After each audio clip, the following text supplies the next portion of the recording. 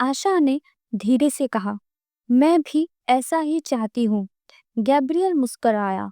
वैसे हमारी ये बात सिर्फ हम दोनों के बीच रहे। अगर प्रिंस कार्लाइस को पता चला तो क्या होगा, कोई नहीं कह सकता। आशा थोड़ी झिझकी, पर फिर हाँ में सिर हिला दिया। ठीक है। गैब्रियल उठ खड़ा हुआ।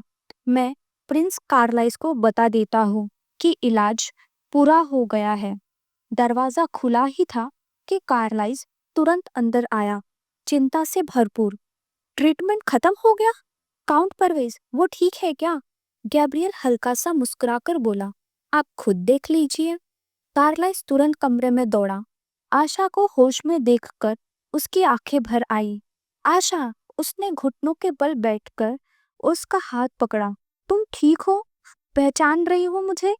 आशा अभी भी कमजोर, हल्की मुस्कुराहट के साथ बोली, माफ कीजिए योर हाइनेस, बिस्तर से ही ग्रीट कर रही हूँ। कार्लाइस उसके पास बैठ गया। चेहरे पर फिक्र साफ थी। कोई दर्द तो नहीं? कैसा लग रहा है अब तुम्हें? आशा ने धीरे से कहा, पता नहीं, बस लगता है मेरी ताकत कहीं खो गई है। कार्लाइस का चेहरा नरम हो गया। वो तो हो सकता है, तुम ज्यादा दिन बेहोश रही हो। आशा की आंखें फट पड़ी। क्या मैं 1 महीना बेहोश रही? हाँ, ठीक ठाक 1 महीना और 10 दिन। गैब्रियल दरवाजे के पास खड़ा उनकी बातें सुन रहा था। फिर उसने बोला, अगर अब तुम लोगों का शक मेरी तरफ कम हो गया है तो मैं वापस कायरो लौट जाऊं? कार्लाइस ने मुड़कर उसकी तरफ देखा। अगर चाहिए तो घोड़े या कैरेज मैं अरेंज कर दूं। गैब्रियल ने सर हिलाया। लगता है काउंट परवेज ने बहुत सह लिया है, लेकिन योर हाइनेस, आपको इन चीजों की चिंता करने की जरूरत नहीं। कार्लाइस की आवाज सख्त थी। हाई प्रीस्ट, तुम खुद इतने समझदार नहीं लगते। शायद तुम्हें अपनी जिंदगी कितनी कीमती है वो एहसास नहीं। आशा थक कर बोली, मुझे थोड़ी थकान महसूस हो रही है। कार्लाइस तुरंत उसकी तरफ मुड़कर बोला, ठीक है, आराम करो, मैं नीना को बुलाता हूँ। गैब्रियल ने हल्का सा झुककर कहा, आशा, हीलिंग के देवता की कृपा तुम पर बनी रहे। फिर वो और कार्लाइस कमरे से निकल गया। आशा का सर दर्द से भारी था। फिर वो बेड पर लेट गई और गहरी सोच में चली गई। अगली सुबह आशा धीरे से बिस्तर से उठी और सोफे पर बैठने की कोशिश करने लगी। कार्लाइस ने उसको मुश्किल से देखा और तुरंत उसके पास आकर मदद की। क्या तुम चल सकती हो? थोड़ा चक्कर तो नहीं आ रहा? उसने चिंता से पूछा। आशा ने सिर हिलाकर कहा, थोड़ा सा चक्कर तो है, लेकिन चल सकती हूँ मैं। कार्लाइस ने उसे सोफे पर बिठाया और चाय का कप दिया। चाय में आशा का चेहरा उसको दिख रहा था और वो एक पल के लिए ख्यालों में खो गया। कप उसके हाथ में देकर वो थोड़ा रुक कर बोला, अगर तुम्हें मुझसे मिलके अजीब लगे तो नीना या डेकर के जरिए बोल देना। आशा ने इनकार किया। नहीं नहीं, ठीक है।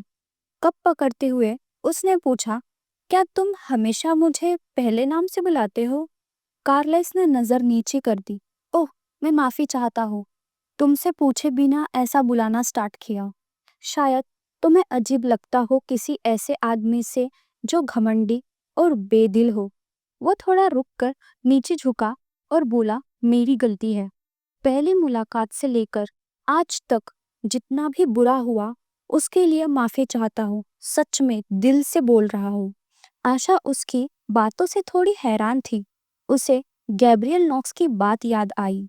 क्या कार्लाइस सच में उन लोगों का शुक्रिया अदा करेगा जो जंग में मारे गए? पर अब वो श्योर नहीं थी। कार्लाइस का रवैया बदला था, लेकिन उसने ही दक्षिण में युद्ध छिड़वाया सियासत के लिए, इसलिए फैसला करना अभी जल्दी था। कार्लाइस उसे सोच में डूबा हुआ देखता रहा। थोड़ी देर बाद डेकर जोर से कमरे में दौड़ा आया, जज्बात से भरा हुआ। आशा, आशा मुस्कुरा पड़ी। डेकर, तुम इतने देर से कहाँ थे? डेकर उसके पास बैठा राहत के साथ। अगर योर हाइनेस ने ऑर्डर ना दिए होते तो मैं तुरंत आ जाता जैसे ही तुम जाग उठी थी। आशा ने मुस्कुराते हुए कहा, अभी ये वक्त पुरानी बातें याद करने का नहीं है। हमने उस वक्त अपना बेस्ट किया, अब बदले की बारी है। जिन लोगों ने प्रीवोस्ट को नुकसान पहुंचाया, उनको हम सबक सिखाएंगे। उसने मुंह बंद करके गहरा संकल्प लिया। डेकर थोड़ा रुक कर बोला, प्रीवोस्ट की हालत बहुत बुरी है। बहुत लोग मर गए। कैसल के कई जगह टूट फूट गए हैं। शेल्टर में जो औरतें और बच्चे हैं वो सुरक्षित है, लेकिन जो मेड लड़ने निकली थी वो मर गई है। डेकर ने गहरी सांस ली और बोला, 112 सोल्जर्स अपनी जान गंवा चुके हैं और जो बचे हैं उनमें से लगभग सभी जख्मी हैं। जनरल सर्वेंट्स में भी बहुत नुकसान हुआ है। काउंटलेस लोग मारे गए हैं इस जंग में।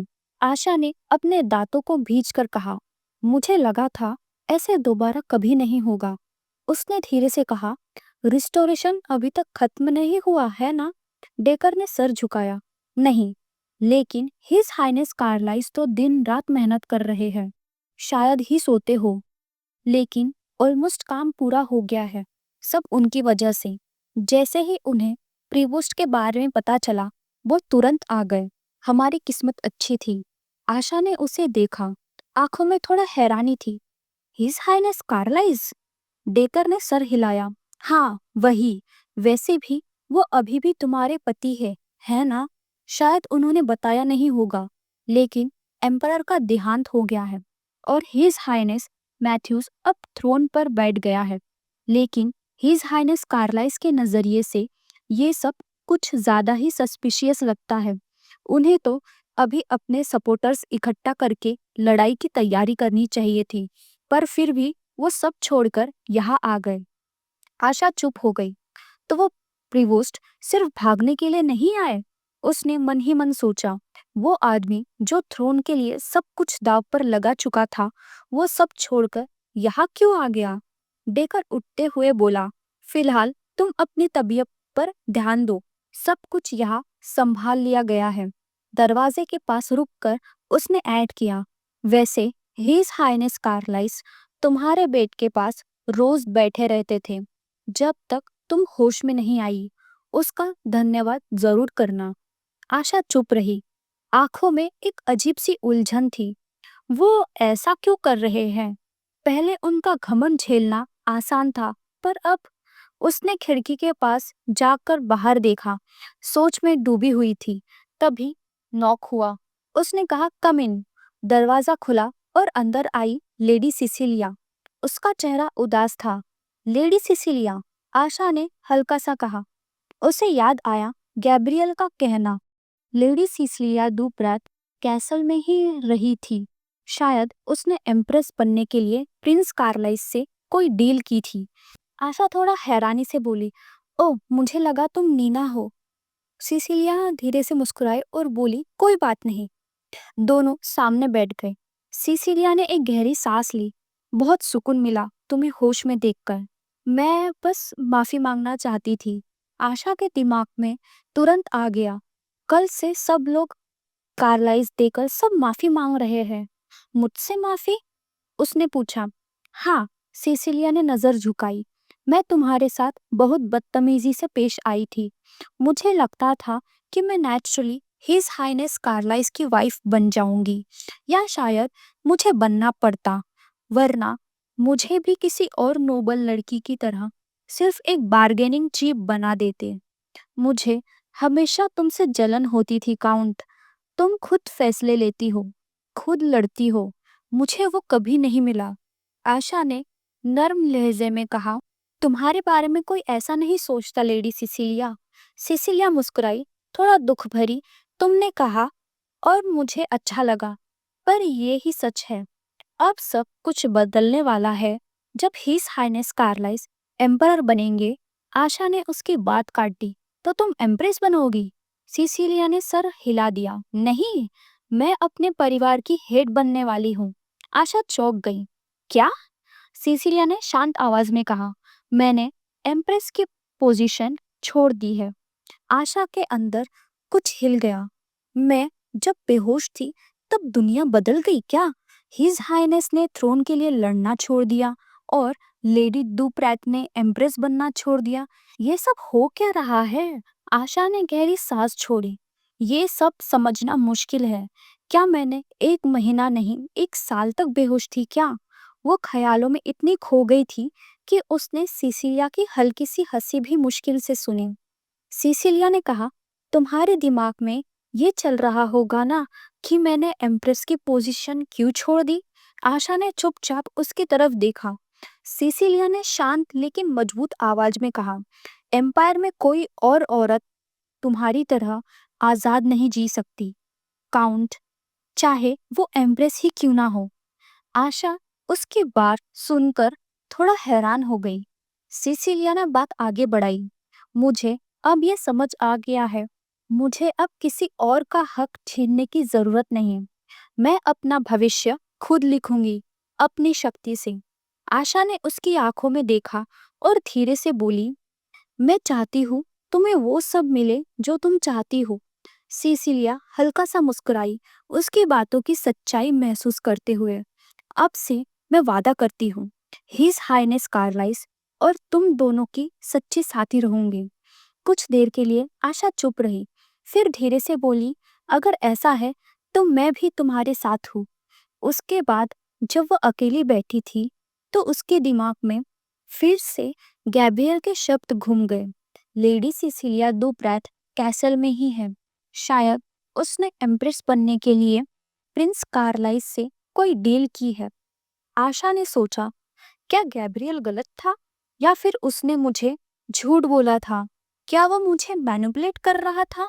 उसके हाथ कपड़ों पर कस गए। मुझे उसके असली इरादे समझना होगा। कुछ हफ्तों बाद एक मीटिंग बुलाई गई। टेबल पर कार्लाइस, आशा, लियोनिल, गिल्स और डेकर बैठे थे। कार्लाइस ने सबको देखा और कहा, काफी वक्त हो गया है, हम सब एक साथ नहीं बैठे थे। अब वक्त आ गया है पलटवार करने का। उसने कहा, करंट सिचुएशन का रिपोर्ट सुनाओ। सिसिलिया ने सामने से जवाब दिया, प्रिंस कार्लाइस, इंपीरियल ब्रांच फैमिलीज धीरे धीरे हमारी साइड में आ रही है। जब से आप प्रीवोस्ट आए हैं उनका एटीट्यूड बदल गया है। कार्लाइस ने पूछा, जो न्यूट्रल थे वो अचानक हमारी तरफ क्यों आ रहे हैं? सिसिलिया ने कहा, सब आपकी तारीफ करते हैं, कहते हैं आपने धैर्य और समझ से काम लिया, पर मेरे हिसाब से ये तो सिर्फ एक बहाना था। दरअसल वो लोग एम्परर के मौत के वजह पर और नए एम्परर मैथ्यूस की क्षमता पर डाउट कर रहे हैं। गिल्स बोला, कोई भी वजह हो, ये हमारे लिए अच्छा है। जब ब्रांच फैमिलीज हमारे साथ आ जाती है तो वो अपनी साइड बदलने में वक्त नहीं लगाती। अगर वो हमारे शील्ड बने तो हमें रिबेलियन का एक सही रीजन मिल जाएगा और एम्प्रेस से दूर कायरो से ऑपरेट करना भी आसान हो जाएगा। कार्लाइस ने सर हिलाकर कहा, सबसे पहले हमें नोबल्स के सामने एम्प्रेस और टेम्पल का असली प्लान रखना होगा। नोबल्स कभी भी होली एम्पायर बनाना नहीं चाहेंगे। लियोनिल ने कहा, वो टेम्पल को बिना वजह अपनी इनकम का 10% नहीं देंगे। गिल्स ने काउंटर किया, पर अगर हमने टेम्पल पर सीधा अटैक कर दिया तो उनका रिएक्शन बहुत तीखा होगा। टेम्पल तो लोगों के विश्वास का फायदा उठाता है। कार्लाइस ने हाँ में हाँ मिलाई, इसीलिए हमें टेम्पल की पावर को धीरे धीरे कम करना होगा। फिर उसने आशा की तरफ देखा, आशा, तुम्हारा क्या कहना है? आशा ने थकी सी पर सख्त आवाज में कहा, अगर एम्प्रेस का सबसे करीबी आदमी हाई प्रीस्ट गैब्रियल खुद सच बोल दे तो? गिल्स ने तुरंत कहा, वो सांप कभी नहीं बोलेगा। अगर सबूत भी हो तो भी फिसल के निकल जाएगा। आशा ने आंखें सिकुड़ी, मैं उसे मना सकती हूँ। किसी ने भी ध्यान नहीं दिया और गैब्रियल चाहता है मैं उसके साइड में रहूं। कार्लाइस ने तुरंत कहा, तुम उससे अकेले नहीं मिल सकती। अगर कुछ गलत हुआ तो तुम खुद को बचा नहीं पाओगी, और अगर उसने तुम्हें मैनिपुलेट कर लिया तो? आशा ने गुस्से में अपना हाथ जोर से बांध लिया, मैं कभी उसके साइड नहीं जाऊंगी। गैब्रियल ही था जिसने प्रीवोस्ट पर बारबेरियंस और मॉन्स्टर छोड़ दिए थे। डेकर हैरान होकर खड़ा हो गया। क्या क्या ये सच है? कार्लाइस ने तेज नजर से पूछा। तुम्हें पूरा यकीन है? आशा ने हाँ में सिर हिला दिया। हाँ, जब वो मुझे हील करने आया था उसने खुद कबूल किया था। सब कुछ उसके कहने से मिलता भी है। मैं उस वक्त बेहोश थी पर सब सुन सकती थी। उसने कहा था मैं ही इस सब का कारण हूँ, पर मैंने कभी नहीं चाहा था तुम्हें चोट लगे। तुम अब भी जिंदा हो, मतलब तुम लॉर्ड रोसाइटो के द्वारा चुनी गई हो। मैं तुम्हें इस दुनिया के बोझ से आजाद कर दूंगा, अपने पास रखकर। आशा ने गहरी सांस ली। तो अब तुम्हें चिंता करने की जरूरत नहीं। मैं उसके खिलाफ हूँ, शायद इस दुनिया में कोई और नहीं, पर मुझे उससे ज्यादा नफरत किसी से भी नहीं है। कार्लाइस ने धीरे से पूछा, तुमने मुझे पहले क्यों नहीं बताया? आशा ने आंखों में थोड़ा दर्द लेकर कहा, मैं अभी होश में आई थी। सब कुछ अजीब लग रहा था, और सच कहो तो मुझे तुम पर भरोसा नहीं था। मैं अब भी तुम्हारी साउथ की जंग से सहमत नहीं हूँ। सिसिलिया ने गिल्स की तरफ चिंतित नजर से देखा। कार्लाइस समझाने लगा, लेकिन सिसिलिया बीच में बोल पड़ी, ये हिज हाइनेस का काम नहीं था। आशा हैरान होकर बोली, क्या? कार्लाइस ने गहरी सांस ली और कहा, मैं चाहता था सर राफेल खुद इसका बयान करें। कार्लाइस ने गिल्स की तरफ इशारा किया। गिल्स राफेल आगे बढ़ा और साफ अल्फाज में बोला, इस साउटन मामले का फैसला मेरा अकेले का था। सिसिलिया ने आगे आते हुए कहा, और मैंने उसमें मदद की थी। आशा कार्लाइस की तरफ मुड़ी, तो फिर आपने मुझे क्यों नहीं बताया? कार्लाइस ने अपने हाथ जोड़ दिए और गिल्ड से कहा, गलती मेरी थी। मैंने नोटिस किया और फिर भी ये सब होने दिया। उसने हल्का सा मुस्कुराते हुए पूछा, क्या तुम मुझ पर फिर से भरोसा करोगी? आशा भी मुस्कुराई और बोली, हाँ ऑफ कोर्स, बस जल्दी बता देते तो बेहतर होता। कार्लाइस ने सर हिलाकर कहा, ठीक है। फिर उसने मुड़कर असली मुद्दा उठाया। आशा ने निगाह मिलाकर बोला, मान लो तुम गैब्रियल को खुद सारे इरादे कबूल करवा लो, तो हम ये बात नोबल्स के सामने कैसे रखेंगे? आशा थोड़ी देर सोची, फिर अपना प्लान समझाया। और ये प्लान हमें नहीं बताया गया है, जब वो एग्जीक्यूट होगा तो तब पता चलेगा, ठीक है? जब उसका बताना खत्म हुआ तो पूछा उसने, कैसा लगा? कार्लाइस के चेहरे पर तीखी सी मुस्कान आ गई। उसने आशा को देखा और हाँ में सिर हिला दिया, ठीक है। अगली सुबह गैब्रियल अपने कमरे में कुछ कागजात देख रहा था। उसका असिस्टेंट कुछ और पेपर्स लेकर आया और उनके मकसद बताने लगा। गैब्रियल ने पेपर्स हाथ में लिए और सब डिटेल्स ध्यान से पढ़ी। इससे बैकलैश को कम रखा जा सकेगा, उसने सोचा। थोड़ा घबराहट में उसने कहा, शुक्रिया तुम्हारी मेहनत के लिए आर्क बिशप। दरअसल एम्पायर के कानून सीधा एलियाना के कानून जैसा बदलना मुश्किल था, इसलिए वो छोटे कदमों से आगे बढ़ रहा था। आर्क बिशप ने सावधानी से जवाब दिया। गैब्रियल ने एक तीखी मुस्कान छुपाई और कहा, अगर कोई इंसान राह पे आता है तो बता देना। जो लोग भ्रष्टाचार से समझौता करते हैं उनका यहाँ कोई जगह नहीं। आर्क बिशप ने सर झुकाकर कहा, समझ गए योर हाइनेस। गैब्रियल ने अंदर से सोचा, असल प्लान तो लॉ को तुरंत बदल देने का था, पर अगर मैंने ऐसा किया लोगों में गुस्सा उठ सकता है। काउंट परवेज जैसे ईमानदार और कानून परस्त लोगों का रिएक्शन नुकसान दे सकता है, और पत्नी अपने पति को धोखा नहीं दे जैसा कानून भी टूट जाएगा। इसी वक्त एक छोटी सी चिड़िया आई पत्र लेकर। गैब्रियल ने पत्र हाथ में पकड़ा और पढ़ा। पत्र में लिखा था, तुम मेरे इरादों को समझोगे। बेल टावर, फर्स्ट टेम्पल, 30 नवंबर रात 8 बजे मिलते हैं, काउंट परवेज की तरफ से। उसने पत्र अपने जेब में रखा और फिर कुछ दिन बाद वही रात आई, 30 नवंबर की। वो टेम्पल के बाहर पहुंचा। उसने वहां आशा को देखा और तुरंत उसके पास गया। तभी आशा ने कहा, लंबे समय बाद मिल रहे हैं। हाई प्रीस्ट गैब्रियल ने जवाब दिया, मैं शुक्रिया अदा करता हूँ कि आप यहाँ आई। क्या लोग आपको ढूंढ रहे हैं? आशा ने हल्का सा कहा, शायद। पिछले 10 दिन से मैं प्रीवोस्ट से गायब हूँ। गैब्रियल ने ध्यान से उसे नोटिस किया। सोच कर देखो, सिचुएशन को देखते हुए आप काफी शांत लग रही है। आशा हैरान हुई। क्या? गैब्रियल ने मुस्कुराते हुए कहा, कुछ नहीं, बस खुशी है कि आप यहाँ बिना पकड़े पहुंच गई। मैंने सुना था काफी ट्रिकी था, जैसे मैंने सोचा था। आशा ने सोचकर अपने आप से कहा, कोई मुझे अरेस्ट नहीं कर सकता। लगता है सच में ऐसा है। वो सोचने लगी, क्या उसने ये समझ लिया कि मैं यहाँ क्यों आई? नहीं, अगर समझ भी गया तो मुझे अभी रैशली एक्ट नहीं करना चाहिए। पूरी श्योरिटी नहीं है। गैब्रियल ने उसके सोचने के अंदाज देखते हुए बोला, आपको काफी मुश्किल हुई होगी, है ना? तुम्हें पता भी नहीं कितना गुस्सा आया मुझे जब तुम्हारे लेटर का हाल पढ़ा। प्रिंस कार्लाइस ने ऐसे इंसान को एग्जाइल कैसे किया जो अभी तक रिकवर भी नहीं हुआ? आशा ने सोचा और याद किया कि लेटर में क्या लिखा था। मैंने प्रिंस कार्लाइस और लॉर्ड राफेल के बीच की बात सुन ली थी। जैसे तुमने कहा था, वो जल्द ही मुझे निकाल देने की प्लानिंग कर रहे हैं, है ना? वो सोचकर बोली, दुख होता है सोचकर कि मैंने अपनी पूरी कोशिश की और उनकी मदद की, फिर भी ऐसा हुआ।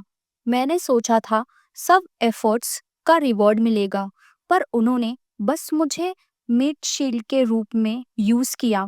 गैब्रियल कुछ पल के लिए चुप रहा, फिर बोला, ओ लॉर्ड रिजोट्टो, कृपया करके हमें इस डिमोनिक गंदगी से भरे दुनिया से बचाइए। आशा ने उसका एक्सप्रेशन देखा और सोचा, क्या यह काम कर गया? फिर उसने कहा, अब मैं किसी पर ट्रस्ट नहीं कर सकती।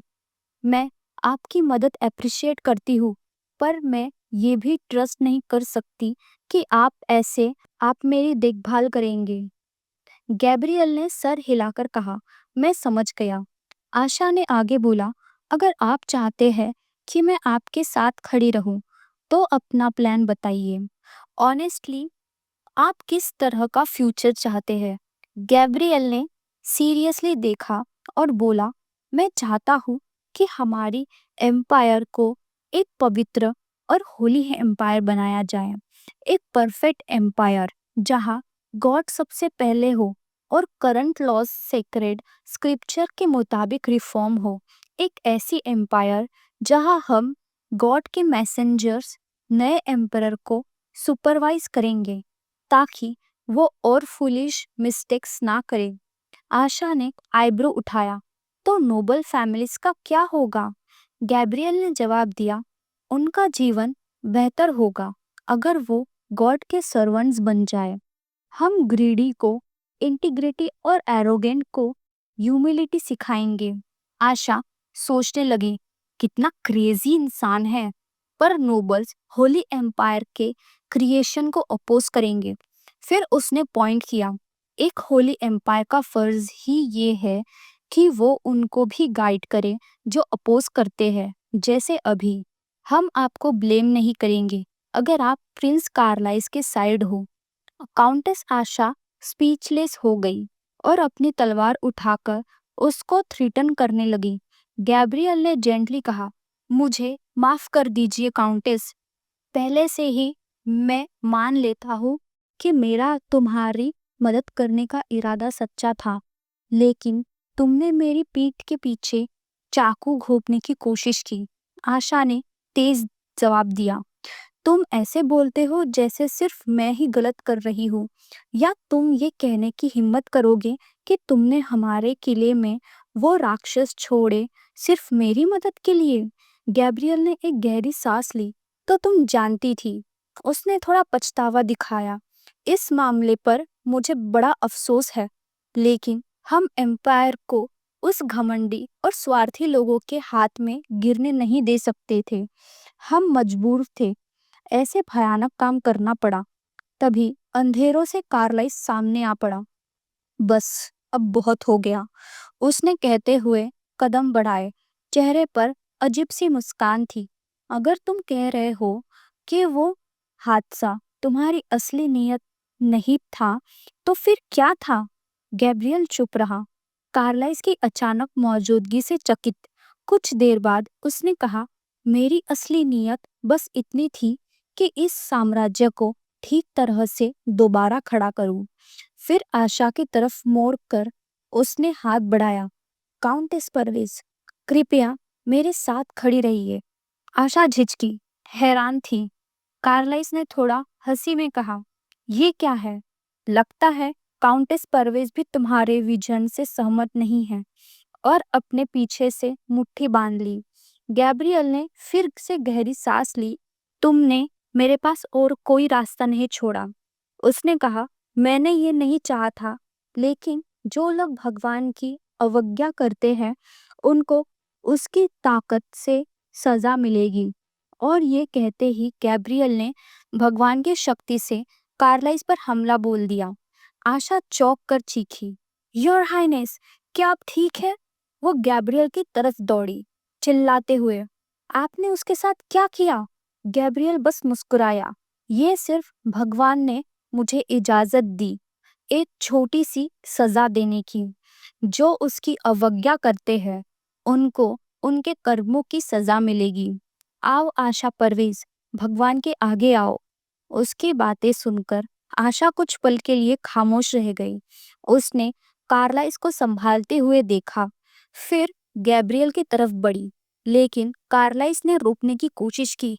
नहीं आशा, उसके पास मत जाओ।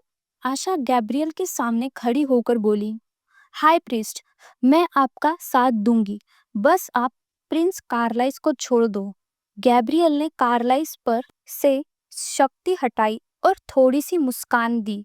समझदारी भरा फैसला है। आशा गैब्रियल के साथ चल पड़ी। कार्लाइस ने उसका नाम पुकारा, रोकने की कोशिश की, पर आशा गैब्रियल से कहने लगी, हाय प्रिस्ट, प्रिंस कार्लाइस से मुझे एक बात कहनी है। गैब्रियल ने सर हिलाकर कहा, बिल्कुल, आराम से कह लो, भगवान तुम पर दया करेगा, काउंटेस परवेज। आशा कार्लाइस के पास गई और धीरे से फुसफुसाहट कर बोली, योर हाइनेस, मुझे अफसोस है जो आपको झेलना पड़ा। अब जब ये खत्म हो गया है, कृपया बेल टावर जलवा दीजिए। अचानक से बेल टावर रोशन हो गया।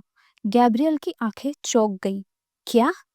आशा ने उसकी तरफ मुड़कर कहा, हाई प्रिस्ट गैब्रियल, सिर्फ इसीलिए कि प्रिंस तुम्हारे होली एम्पायर से सहमत नहीं था, तुमने जबरदस्ती उसे दबाया और मुझे धमकाया। कार्लाइस ने आगे बोला, और जैसे तुम सुन रहे हो, प्रिंस मैथ्यूज और एम्प्रेस दोनों ही होली एम्पायर को मानने पर राजी थे, वो भी अच्छे से जानते हुए। अगर हम ऐसे किसी को होली एम्पायर बनने दें, तो तुम देखोगे वो उनको कैसे निपटाएगा जो विरोध करते हैं। गैब्रियल वही खड़ा रह गया। उसकी योजना अब उसकी आंखों के सामने बिखर रही थी। वो गुस्से से बोला, ये नामुमकिन है। क्या मुझे यहाँ बुलाया गया था सिर्फ मुझे फ्रेम करने के लिए? आशा ने ठंडी आवाज में जवाब दिया, क्या तुम इतने हैरान हो? क्या तुमने सोचा था हम नहीं जानेंगे कि वो मॉन्स्टर्स उस मैजिक सर्कल से आए जो तुमने पैलेस में बनाया था? तुमने मेरे लोगों को खतरे में डाला, और ये तो छोटा जुर्म भी नहीं है, लेकिन मैंने प्रिंस के प्लान में दखल नहीं देना चाहा।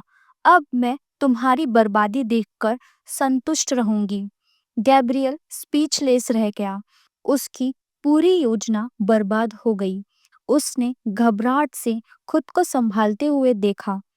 कार्लाइस आगे बढ़ा और कहा, मैं काफी दिनों से जानता था तुम्हारे प्लान को, होली एम्पायर बनाना, बिल्कुल वैसे ही जैसे मेरे पिता ने भी तुम्हें एक्सपोज करने वाली बात सोची थी, पर उस दिन वो अचानक चल दिए।